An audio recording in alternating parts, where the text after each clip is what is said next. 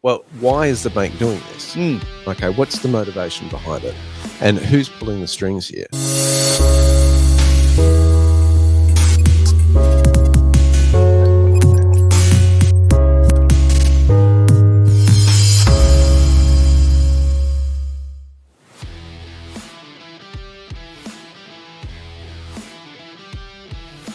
Cutting to the chase here. Yes. National Australia Bank, or NAB, Yep. as they're called, which is an interesting abbreviation for a bank, It really is. threatening that if you make negative comments, it can lead to account freezing or closure. Oh, yes. I got this little message too with NAB. Thanks for that. Did you? Yeah, so my credit Christ. score must be down the gurgler already.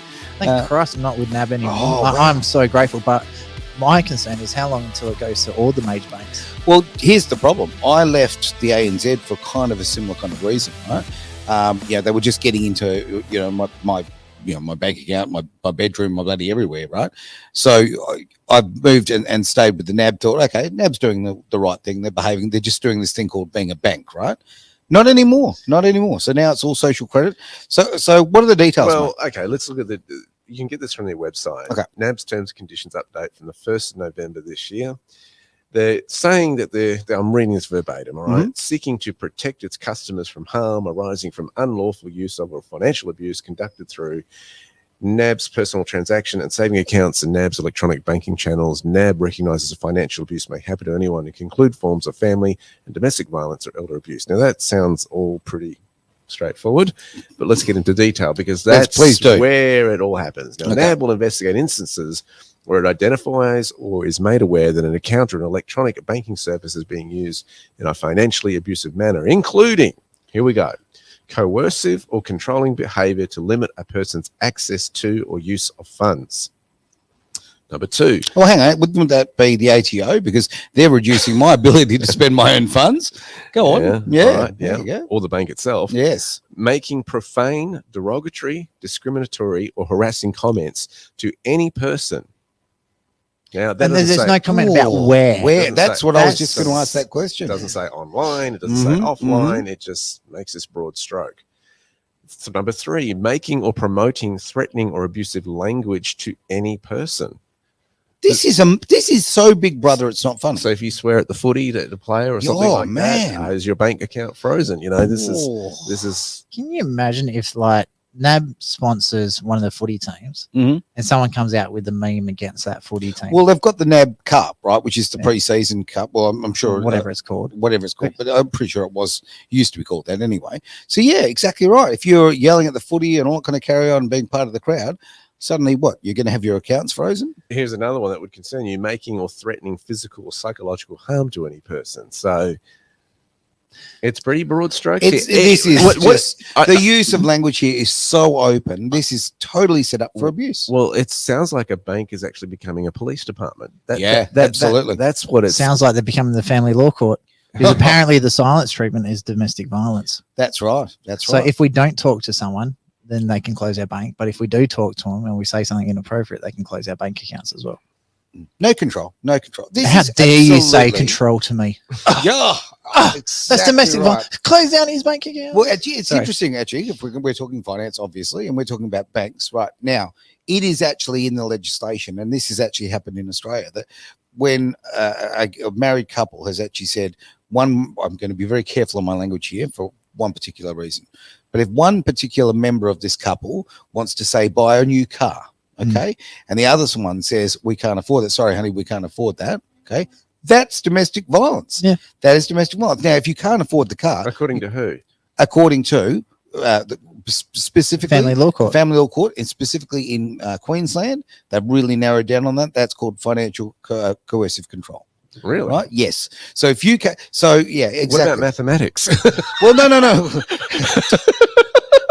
Don't we consider mathematics? Hey, you come in here with all your crazy facts. All right, come on, don't be doing that. I know how ridiculous. So okay, so technically, and of course, I am the wrong gender to get away with this. But if I was the right gender, if I went home and said, you know what, I've been looking at this lovely new Porsche. It's $250,000. I know that we've got $12.50 in the bank, but I'm going to go get a bank loan for this, right? And if my lovely significant other said, no, we can't afford that, boom, domestic abuse. There you go. Yep. That's how yes, and clearly it works in the other direction too. Okay. Yeah. But no, Queensland, they really stepped up that level, and the West Australian Family Law Court is right behind them on that one. Don't forget, Queensland is a little bit special. They don't even have an upper house. Yeah, okay. Yeah, they're quite unique, that's for sure. So- All right. So anyway, Josh is here. There's so many. G'day, Josh. Good to see you there. Hear you there. He's already chiming in. So, g'day, lads. These snowflakes will see threats everywhere. Haven't you heard maths is sexist and racist? So, Derek, you're a sexist and misogynist. You are. Well, if we go there, then we go to the bank and go, right, my credit card says it's negative whatever. Yep. And I'm going, no, that's just so racist or sexist That's or whatever, right? right? Make it go into credit. I mean, I identify it as being positive credit. Yeah, I identify as a billionaire. Where's my money? Come on. that's it. It is just ludicrous. This is the problem. When you've let the inmates run the asylum, and we have, right? That's what's happening right now in the world. The Trudeaus of this world and the other idiots, the Albanese with this absolute lack of detail and just blatant lies. This whole world. It's just one page. It's just one page, mate. It's just one page. Oh my That's word! the same as saying it's Now, just the tip. Hang on. It's just the tip. I can tell you right now. Okay. So Just scrolling for 30 minutes. Yeah, But it's just one page. it's one page. Yesterday, I took John Farnham, the voice, out of the rotation here at Edge Thank Radio you. Australia. No, You know what we need to do instead? Mhm. We need to go put in Everglow's new song. It's actually pretty good. Okay, I never let's thought do I'd it. say K-pop with like drum and bass in it. Right. Okay. Like, You it's did actually mention that. It is really good. But I want to can I just keep on subject for one moment? The reason why I've done that is, what's really sad about that song is that song was not, they specifically would not allow that song to be used for the freedom movement, for people fighting for their rights, for body autonomy, freedom of speech, and these vital things, right? To stop, to stop passports for moving around in your own state and your own country. But he wants to do it for, you know what we need? basically, it's very, very, I'm very clear on this, right? And I'm very right on this. The Voice, in its current state, is racism. Not reverse racism, racism. I'm so overhearing this absolute There's rubbish. a very good song to describe what John Farnham's done. It's by a band out of, I think it's Utah or Seattle, called Real Big Fish. They're a ska punk band. Yep. It's called Sell Out. Sell out. Yes. So I I'd was love just to know gonna how say, much you how got much paid. did the freedom movement actually offer to use their I use think it? that's exactly what Yeah. the difference was. Mhm. Yes, exactly right. And John Farnham has shown himself, let's be absolutely How many frank. times does he need to tour the last tour? Oh, well, look. And he's currently had some health issues, all that kind of carry on, and I think he's basically trying to fill up his coffers for he's on his way out, right? But the man has been in the public consciousness for, let's say, what, I don't know. Look, 55 years, something like that. All Is right? he really that old? Yes, he is that Like old. he's older than Derek. Jeez, that's quite. By the way, we got Facebook user here. What happens if I identify myself as a banker? Do I get special treatment? Is that with a B or a W? Just want to know. No, it right? depends if your fingers are inside your mouth or outside your mouth. My daddy is an anchor. Do you remember doing that as a kid? Oh dear, oh dear. Oh, dear. I'm so sick of this. This is a much broader thing than just NAB doing, like a little statement from NAB. Okay, this is a social credit system. This must be stopped. All right, and I am so angry about this. As I say, we've had year after year of now that the state and through corporations have been getting into our wallets, have been getting into our houses, getting into our bedrooms, and what they are doing currently to our children specifically, right? No, it is absolutely time. It's very interesting. We've got this vote going on at the moment, yes or no, all right? Because I think the no is the most important word that we need to come up with right now, because we have to stand up, put our hands in the air and just say no more of this, no more of this control. We have to get rid of these socialists. If anybody, right, that votes for a socialist organisation like the Australian Labor Party, okay, anybody who votes for a man, and I know there was only like 32% of Australians, okay, voted for Albanese in one way or another, okay, but anyone who votes for a man like that who is so just. He ran a great campaign. Let's be honest. He kept his mouth shut. That was his campaign. Yeah. His campaign was everybody hates Morrison, right? That's it. Okay? That's it. Okay. It's not a sitcom from the 90s. The fact of the matter is, it's got this. These are people's lives. And to be just controlling someone's earnings, controlling people's money, right, is controlling their thoughts and their movements and all that kind of Well, carry it's controlling their speech, really. Absolutely. That's what it's Of course it targeting. is. And I asked myself, more all right, than that. well, why is the bank doing this? Okay, what's the motivation behind it? And who's pulling the strings here? We know it's BlackRock. Hmm? We know it's BlackRock. So that's the question you've got to ask is not so much, protesting about that, but get to the motivation, the heart of it. Because then when you understand the heart of it or what is actually going on, you dig a little deeper. You dig a little deeper. You dig a little deeper.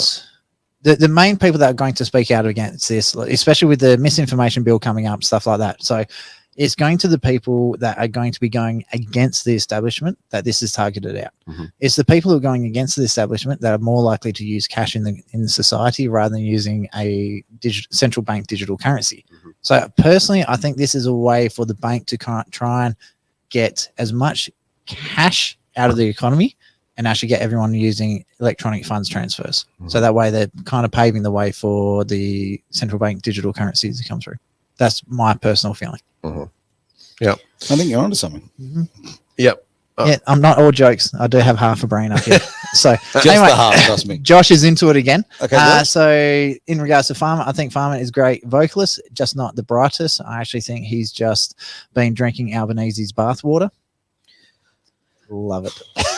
yes. He said it, not me. Look, the moment you attach that song to a political movement, you're going to lose because there's always going to be someone who disagrees. No, I actually disagree with you on that one. Do you? I think that song is so important to Australian culture, right? There are songs that just ingrained, okay? Yeah, okay. Sounds of Then by Gang of Jang is another one. Horses, Daryl Braithwaite. Horses, Daryl Braithwaite. They are just K-San. Akadaka. These are songs that are part of Australian culture. And when you take a bit of Australian culture, you're effectively... You're kind of saying if you're against the movement, you're against the song and you're against Australia. It sounds. I know that sounds like a reach. No, I'm not justifying it, Aaron. No, what I'm saying American, is the moment you attach to any political statement, whether it be the freedom fighters, whether it be the government's voice agenda, you're going to lose. Why? Because somebody's going to disagree with that political agenda. That's what I'm saying. Okay. You're going to lose no matter. So to stay neutral on it as an artist would perhaps be a smarter move because everybody will interpret the way they want it to do. It's like U2's song, right? What is U2's music? You actually look at the lyrics. What do they actually mean? This has been the debate forever about U2's music, right? Very good question. Yeah. Right? So they don't really. U2 has never gone out. Bono's never gone out and explained all the songs and what they actually mean. Yep. Because everybody brings their own interpretation to the text, the song. Of course they do. And they identify with it in their own way. And Joe and Mary, who may disagree on 90% of the issues, will find commonality in that song, right? Yeah, exactly. And that's what music does. It unites people culturally. This is always going to be the problem with John Farnham's. And this is what concerns me. You're using a song that is something that culturally holds Australia together. So let's cut the crap. More people care about the song, the voice, than they do about the vote. Well, I was going to say the national anthem, quite honestly. Right? I think more people would know the words to the "You're the Voice" than the anthem, right? I openly admit, now that they've changed the lyrics to the national anthem, I don't know the words. Oh, look. Yeah. I don't know the new ones. I barely knew the old ones. Yeah. So, well, most people knew Waltzing Matilda. Yeah. You don't hear that one anymore, do you? No, you don't. No, you don't. The version I heard is like Waltzing Matilda, who bloody killed her. So I don't know the original ones. Another song that is very culturally minded is The Angels. Am I ever going to see your face again? Yes. And Facebook user, just check your name in the chat if you don't mind. So why have the banks made the new $5 coin? So in regards to taking cash out of the economy, I think taking the cash out of the economy is going to be like a 5 to 10 year plan. I don't think it's an imminent thing. Well, it is. The old 2030 is the plan, right? Yeah, That's so what's that, 7 years away? Yeah. So they've got 7 years of doing stuff. At the moment, having a $5 note is kind of getting to the point where it's pointless having one, just because inflation is just going so out rampant. So no, I disagree. Yeah. No. I love the $5 note. I think you've got to be able to break down change, and the more you do it, I mean, you get the round up and the round down in terms of the cents and dollars that you pay for cash these days. Yep. But no, I think you still need the $5 note around. So if they're now pushing out a $5 coin, are they going to get rid of the 10-cent piece? That's what I'm probably thinking. Yeah, they're probably getting the lower denominators out and round it to the nearest. That would be great. So a lot of people are probably going to go, well, probably never read the terms and conditions of when banks greatest lie in history. I've read and agreed to the terms and conditions. Spot on. And so I think it's time that we start one, reading that, two, then asking the questions, well, what do you actually mean by that? And I think you'll find that most of the bank staff don't actually know and how it applies and when it applies. Oh, look. With those broad statements that they've got there, that is so open to interpretation. That is terrifyingly broad, quite frankly. I mean, if you yell abuse at the dog and the dog has a human name, so let's say you call the dog, oh, and Siri hears you. yeah, like let's say you call the dog There's so Jerry, many jokes about this. and you're yelling at him, Jerry, get it out, this sort of stuff. Yep. The neighbour hears that. Jerry, knows that you you shit. bank with so and so. Why'd you piss on my carpet? They report that because they're tired of hearing you yelling at Jerry that way. Yeah, but okay, that you are spot Yeah. on, because it's going to get to the point where mandatory reporting, right? Okay, will be brought to electronic devices. That sounds crazy to say because It's unofficially we've all already watched here. Terminator, but yes. But what I'm getting at is, Have you got Google on your phone? pardon? Have Yeah, you got Google yes, on your I phone? do. Then you're already reporting on everything you do on your phone. I'm absolutely aware So- of that. Okay, and there's a reason why I don't have Alexa or any of those things in my house. You've got right? Google, so who cares? Yeah, it's pretty much the same. Let's be honest, right? But and Google obviously own YouTube, and if I use YouTube, it's just what I'm getting at is the mandatory reporting. That's when government steps in and says, okay, if a child has bruising on them, right? Okay, now they go to school, right? Okay, it's mandatory. They've got to write it down, kind of thing. Basically, have got to blame a parent. All right, that's pretty much what it comes down. And the kid may have fallen over at footy. Doesn't matter. Blame a parent. Right? Mandatory reporting. The Department of Communities get involved. Why not? Because they've got to justify their existence and their income. In they come. Yada yada yada. Of course, they want to get their $4,000 for removing a child because people are unaware I of thought that. it was 5. That's okay. Last time I checked, it was $4,000 that you're actually that the support worker in those fingers gets a $4,000 incentive. I heard New South Wales was $5,000 Oh, there per you child go. that they remove from a Right, house, and right. that's the agent that organises the removal. There you go. Now that comes from mandatory reporting, and then you're finding a government organisation who are now stepping into your life and controlling your life, and of course you find that there's an individual who will try and make a personal gain out of that financially, right? The news article I wrote, the guy purchased a $1.2 million mansion with Yes. the money he earned from removing kids out of houses. Yes, So there's a gentleman, and I invert those comments too on that one because here in Western Australia, who was found to be, he was deliberately aiming and focusing on Aboriginal children because it was easier for them to get them out of the home, and yeah, they I've witnessed that happening. disgusting. No, it's insane. The whole street just erupts. But you got to remember, the whole Aboriginal community is very focused on the family. Yeah. You try and take one kid out of the house, the entire family arcs up. Of course. So they had 20 or 30 police. Like we had a 4-house cul-de-sac, and there was a house on our left-hand side, and they had about 20 police in the street try and take this one kid, and both families on either side. One was Noongar, one was Yamaji. First time I've ever seen them working together, There you go. literally fighting the police. And then 3 hours later, they came back and they put the kid back in the house because they actually took the wrong child. Enough said. But $4,000 to incentivize you. Away I you wonder go. if it would be 8,000 because they've got to take the kid back and take Oh, a different maybe. child. Absolutely. Yeah. So You know what? No matter what we talk about in life, it's all about following the money, right? Honestly, when it comes to these things. All right, time for a break, gentlemen. We've gone way over, hey, and I Your know, rants. I'm letting it go, and I think let it go. Let it go. Back to the greater wealth here. I'm just going to let that slide. Now you've got another subject for us, mate, which I can't see on the screen. So you Get your glasses, you old man. Hiding it from You you. are. Yes. Okay, so every first Tuesday of the month, what happens in Australia? Oh, I don't know. Is that half price Wendy's? What? I don't know. Come Hey, on, Aaron. Mm. They're saying no monkey in the chat. So No Glenn, monkey? can you hear me? No, Josh can hear me. I asked to see if he can hear. So no, ignore that. Okay. The monkey's in the chat, trust me. Yeah. So okay, what do we do on the first Tuesday Tuesday of of the every month? Let me see. It's a really exciting thing. I know. Oh, you've could your it be- breath for Could it just be about the meeting of the Reserve Bank about the interest rate? Well, that's not going to happen Top of much the more. class. Oh, Top of the jeez. class to you. What a Look surprise. at you go.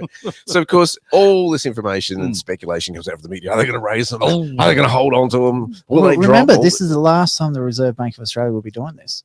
Yes, good point. Yeah, there are lots of reforms coming in. So, what they're considering now is the media is speculating on, the cost of household spending and also company profits over this time, which is something that Travis really was highlighting.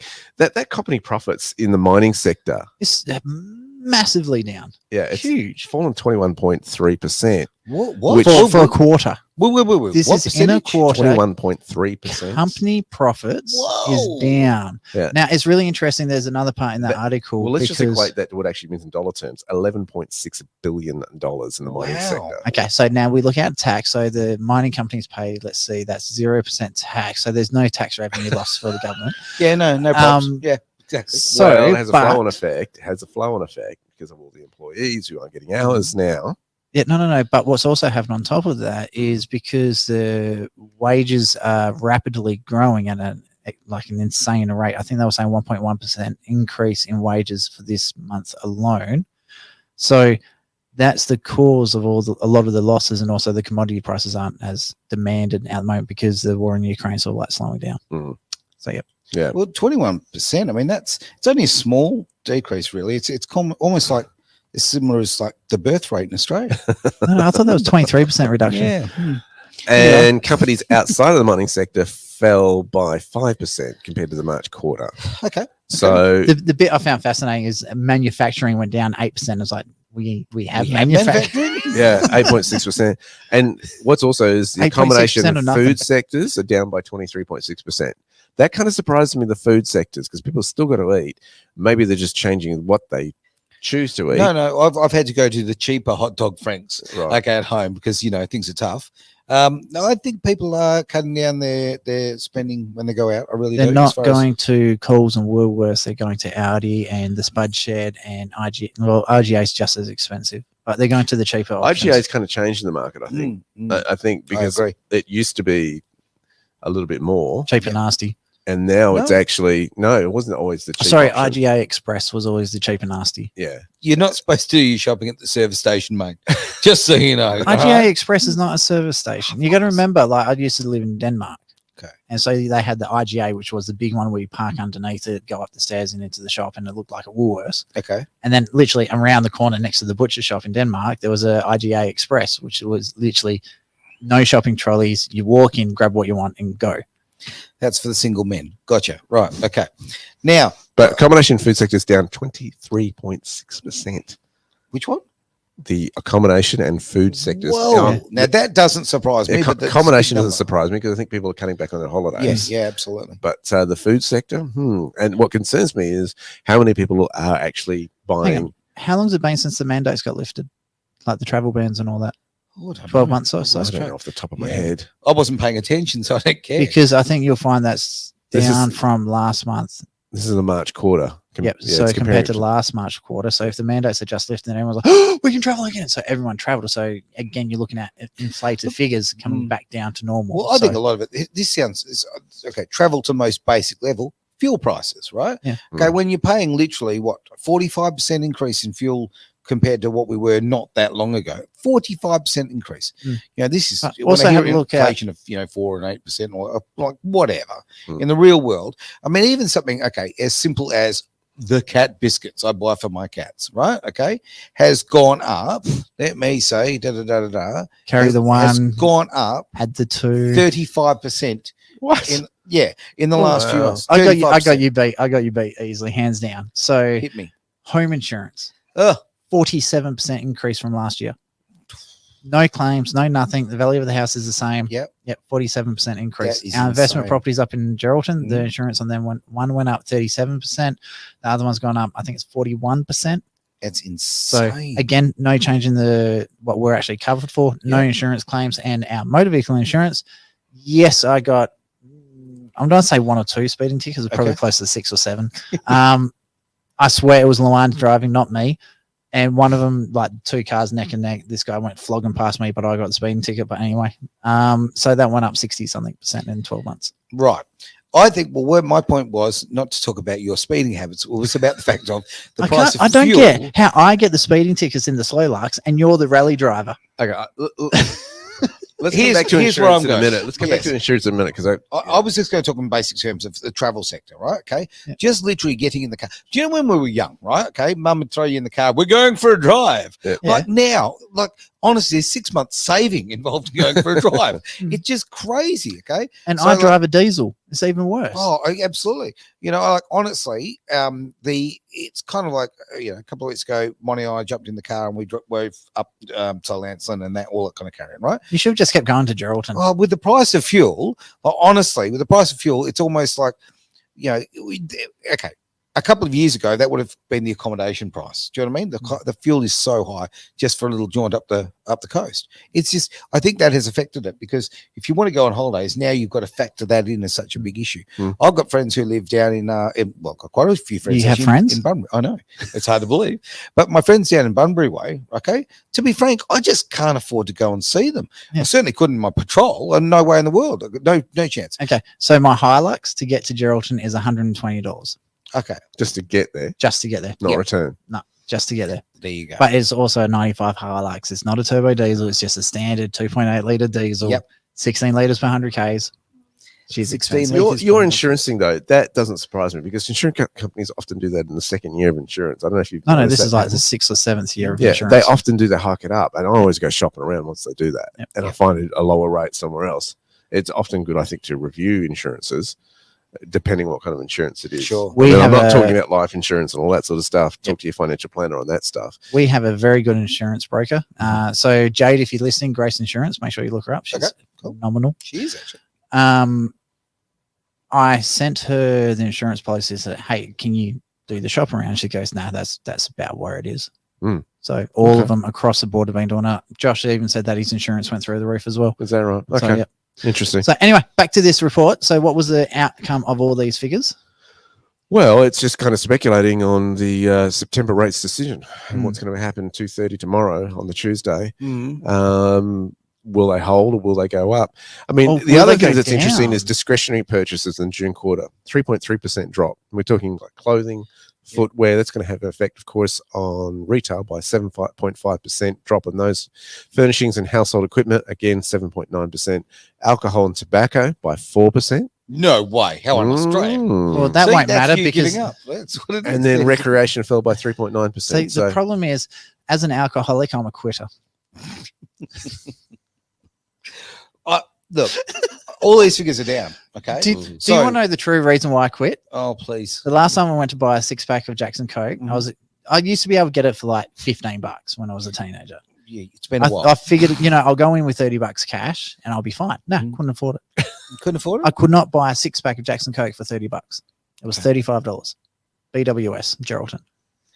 What's it meant to be, huh? I had to get CC and dries for like $29, and I was like, yeah, no, it's not Shop the same. with the specials, my friend. Okay. Look, look, all these figures. I'm completely of the belief that I think when all of the credit card bills come in January and all that sort of carry on, and February, I think we'll hit proper recession by February. No, we're already there, aren't we? No, are we by the current definition? Oh, which definition? Yeah. Or whose definition? I think it's a big call, Aaron. I think we've got to look at what's going to happen overseas. Yeah, okay. And because that has most of that has to do with an election. Let's be honest, right? Okay. As far as if America goes into recession or depression, I think it has far more to do with the results of the next election than anything else. I hear what you're saying. Yeah, and I think things are going to. That's going to be a big factor in terms of what happens globally. So yeah, I think it's early days yet. Anyway, in the article that we're talking about, just so the people listening at home are aware, and I think it was Stephen Wu from the Commonwealth Bank of Australia is the one that said it. He's got a name in there anyway. He's saying that the prediction is that interest rates will not be increased. I don't see how they can, to be honest. I can't see how they can't be reduced. People are struggling that badly. The economy is slowing down to an absolute halt. They have to do something to help out families. When I can't remember his name is, but okay, with the Reserve Bank, when he said that he didn't see the interest rates changing for what was the period? 12 months. In the next 12 months. Yeah, next 12 months. And then you had 11. Bang. I mean, okay, I know he's moved on and they've replaced him. Not yet. This is his last one. This is his last. This is his last one. Okay, my apologies. I thought he'd gone last month. Yeah, I don't know. I mean, if we've got people who are that fiscally irresponsible in charge of that. Hang on. Was it his fault or the poor management from the Albanese government? Oh, look, it's a bit of both in both hands, rather. Like, honestly, the Albanese government has been, and look, this is the problem. Okay, I sit here and people can go, "Oh, you're partisan, you don't like Labor." I hate liberals as well. Okay. So yeah. I hate all political parties pretty evenly. But the fact of the matter is, okay, over my lifetime, I have watched more destruction of our lifestyle, okay, at the hands of the Labor government than anything else. And when I watch the Albanese government this time around, I'm seeing this massive acceleration, and it is very, very frightening. They are hurting the country socially, economically, obviously, standing internationally. It's just, it's humiliating, quite frankly, the Albanese government. And when you hear that man stand up, and you were talking about the Uluru statement before, saying that's one page, saying he hasn't read it. He hasn't read it. That is humiliating. And what do they do to try and combat that? Well, okay, they get old Farnsey and get a song related to it, right? It has just been this completely, this railroading of Australian culture. I just think that the damage that they have done to the economy, that people don't think about the economy in as much as, okay, when you damage the economy, you damage everybody's life. It's as simple as that. Mums and dads, okay, kids who can't go on school excursions, or have got issues with less food at home, or even worse, crap food at home, all that sort of thing. This is all related to the economy. And when you've got an economic structure, when you've got a government in power who don't actually genuinely think about the masses, okay, they think about votes, and they think in a narcissistic way of keeping themselves in power. This is what's going to keep happening and happening and happening. The biggest problem in everything that you've said, and I don't disagree with you, but there's so many things that you haven't taken into account with that one. So so at the moment, if Australians want to reinvest into Australia, we've got to go overseas. Australia should be a tax haven for Australians. Yes, it should be. Okay. Australians should be getting the best tax rates out of every other country for Australians. So, but yet people from China, the United States, the UK are getting much better deals. They've got less red tape to jump through because it's all that other little bullshit that's tagged onto it. It's not just about tax rates. So what they're doing, all the rules that are set around for the finance, how you invest your money, what jobs you can do, what side of the road you walk down on, all of this sort of shit is all controlled by politics. I think the biggest failing from both Labor and Liberal governments going from the conception of Australia itself, so 1901, is the fact that politics was not taught at schools. People do not understand the impact that politics has on your everyday life. And I find it a travesty, and it shits me to absolute tears when people go, I don't care about politics. And it's like, okay, see you later, Mr. Slave. So just go be your little slave and do what you want. I refuse to waste time with people like that anymore because they don't understand it. That's so much of the culture of this country, right? That apathy. The most wonderful thing about this country is its apathy. The worst thing about this country is its apathy, right? That's the problem. And it is so entrenched in our culture to that, she'll be right attitude. Unfortunately, that allows those who want to be, the sociopaths of this world, right? So I just got to answer a question, same from Josh here. The problem is the mainstream media. But what gives the mainstream media the authority to report the way they have been? All right. Politics. The ACMA. Yeah, absolutely, right. Okay. I've been saying this for how many years now, and I'm almost tired of saying it. People need to realize, and this is not a go at Josh. Josh absolutely 100% knows this, right? But okay, the media is a business. It exists to make money, right? It is not a service to humanity or anything like that. Okay? No. So that's the ABC and SBS. So this is where the politics is the responsible for the bullshit that's in the media. Yeah, because the charter for the ABC and the SBS, they're supposed to be non-biased. They're supposed to report on both sides of things. Who appoints the CEO or the boss of the ABC? The current sitting politicians. Yes. So the direction of the ABC is solely responsible for the politicians who actually put the boss there. I'm going to actually argue on that one because, okay, who put Ito Patros in power? Politicians. Okay, which one though? Which party? It was Labor, wasn't it? I honestly can't even remember. Either way, both Labor and Liberal. When Ida came into power there, I thought to myself, okay, she's come from the Packer school. Okay, I thought maybe she'll clean it up. Maybe pardon? And she has been atrocious. The term is sellout. Yes. Okay. So again, she sold out for a massive paycheck. So the ABC, there's again, Josh, another comment's just come through here. They're supposed to hold politicians to account for the rubbish that they do, but they are fluffers. So politics has become a popularity contest, and that's exactly right. It is a popularity contest. Agree. It's always been a popularity contest on who's going to represent you the better, and that's who you vote for. But that's not what's happening now because the politicians that are in power, because it's crazy expensive to run. It is a popularity contest. And how do you get your popularity out there?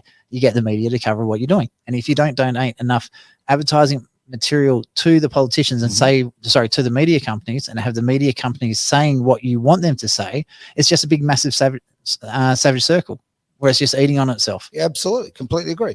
Okay. I absolutely want to run for mayor here in Wanneroo. Do it then. Okay. $80. Okay. It's I think it might $80. be more now. It's not even, no, it's not that. It's $30,000, right? No, that's Okay, no, marketing. to run a campaign that will actually give me a chance of winning, I would need to spend $30,000. I don't have $30,000. What would you And do? hang on, I've been approached by different organizations in this community, right? Asked to run, all right?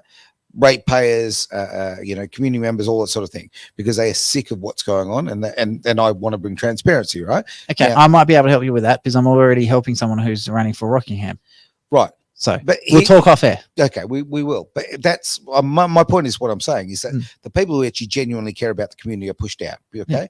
And what comes as we know, the political parties are not supposed to interfere or be involved in councils and that kind of thing. Of course they are. Whatever. They are 100% behind. Local council is a breeding ground for future politicians. It is the green room where you sit and you wait, right, for becoming a state politician or a federal. Unless you're Peter Hudson from the Liberal Party, you just get thrown into Martin McGowan's old seat. Imagine that. I really hope his mental health is okay. My point being, I was going to let that slide. But my point being, okay, I'm not trying to do self-promotion here, okay? The reality is I actually want to do something for the community, right? And I actually feel that I could do a lot for the community. But what I'm getting at is that the problem is money will always steer politics. 100%. Well, that's huge in terms of the United States politics. No. If you want to get in that game, you've got to have big bucks. Absolutely. Big Hundreds backers. of millions of dollars. Yep. You look at what's happened with DeSantis on that one. If you look at the US politics and okay, so he's now been basically in the nicest possible way kissing up to the donor class, right? So he can have the money to run it. We has to. How's but he that's going to compete actually against that's smashed his brand now, right? Because That's ruined his brand. So now Actually, he's you know fallen what? behind Vivek, right? I have to say, to a certain degree, actually, yes, the money is super important, but Trump has, with those mugshots, has single-handedly proven that no, it's not actually money that will win you an election. It's actually a Twitter account and mugshots. I know. He'll win this hand down. If he doesn't, I reckon there'll be civil war in America. Like those mugshots are amazing. There's so much to look forward to. I love how they're all laughing and like all the other ones because they know they've got this in the bag with these mugshots. That mugshot, having him done that and make him the public perp. Jeez. Thank you, Trump. Thank you, Democrats. It's what they're saying. In the first week, they were over 11 million in profit on it. Yeah, So you know what they need to do? Their campaign photos. You know how they're on YouTube and all that. They've got the image of like Thug Life. And they've got the pixel glasses with the joint hanging out the mouth. That's what the Republicans need to do for Trump. Yeah. Just for his the thug shot with the sunnies and the joint. glasses just come in from the side. And just the theme song from Grand Theft Auto San Andreas. Now, here's what we're going to do. We've only got a few minutes left of the show because we've just yapped so much that quite frankly we even missed one ad break completely. So, but that's fine. You know what? We'll make up the rules as we go along. Speaking of ad breaks, if you do want to sponsor the show, reach out to info@edgeradioaustralia.com. Yeah, absolutely. Look, this does. You know what? We need money. We do. We work very, very hard, lots and lots of hours for absolutely nothing, and I don't care. He does the hours. I just look good. Yeah, well, that's all very debatable. Yes, I do all the hours, but you know what? I do it because I'm very passionate about the cause and free speech and what we're doing here and what we're achieving here. But yes, it's very, very tough. So if we can get sponsors on board, that would make life so much easier. Yes. And now, with a few minutes to go, is there anything you would like to bring to your own show, Derek?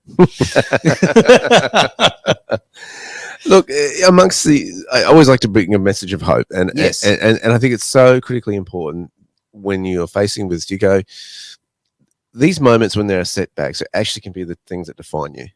Thoroughly agree. And there are times where you go, you know what?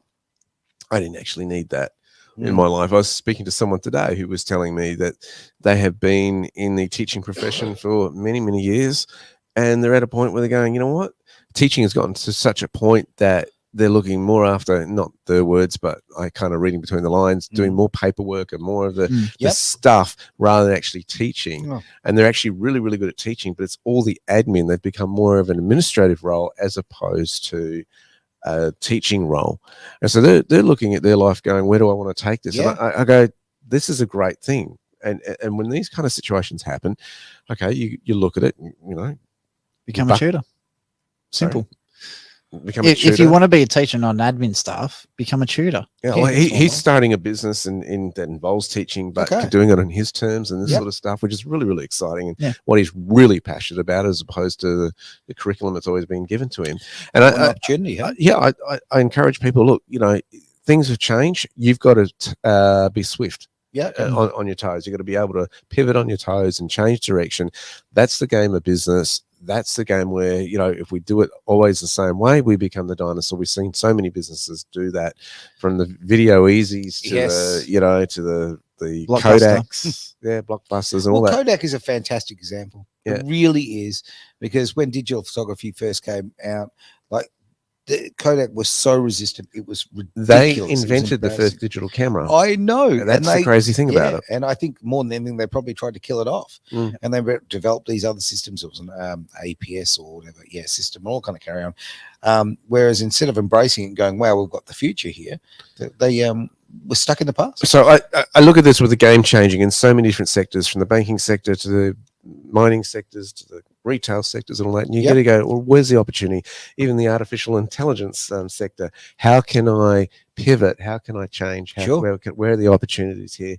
Hearing the heart of some people, they're sick of this, they're sick of that. Okay, let's make it easier. And that's basically what, you know, you look at entrepreneurs like Richard Branson that justified the whole Virgin Airlines type of thing. I can do it better. I can do it better. Right. So, let's see these opportunities spring up.